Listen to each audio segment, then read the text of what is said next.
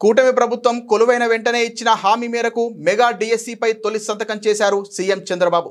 16,347 పోస్టులకు నోటిఫికేషన్ ఇచ్చి mega DSC ఏడాదిలోగా విజయవంతంగా పూర్తి చేశారు.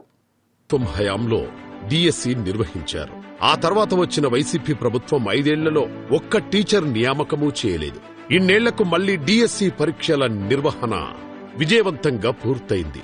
ఏపీ చరిత్రలో అత్యధికంగా 16,347 ఉపాధ్యాయ పోస్టుల భర్తీ కోసం మెగా డిఎస్సి ప్రకటన వెలువడగానే 2025 ఏప్రిల్ 20 నుంచి మే 15 వరకు 3,36,305 మంది అభ్యర్థుల నుండి 5,77,675 దరఖాస్తులు వచ్చాయి. అంటే కొందరు అభ్యర్థులు వారి అర్హతల ప్రకారం 1 కంటే ఎక్కువ పోస్టులకు దరఖాస్తులు చేసుకున్నారన్నమాట. ఈ డిఎస్సి నియామక ప్రక్రియను ఆపాలన్న దుర్బుద్ధితో వైసీపీ కోర్టులో 31 కేసులు వేసింది. అయితే మంత్రి నారా లోకేష్ గారి నేతృత్వంలోని విద్యాశాఖ ఆ అడ్డంకులన్నింటినీ దాటుకొచ్చింది. జూన్ 6 నుంచి 30వ తేదీ వరకు 23 రోజుల పాటు 154 కేంద్రాలలో పరీక్షలు నిర్వహించారు.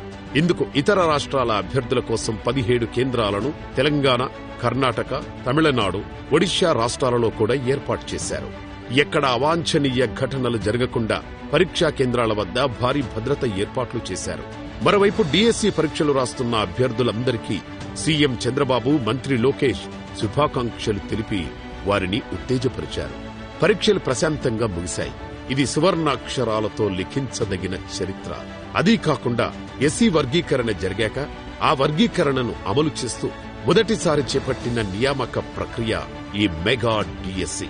అలాగే 3% స్పోర్ట్స్ కోటా నిబంధనను కూడా పాటిస్తున్నారు.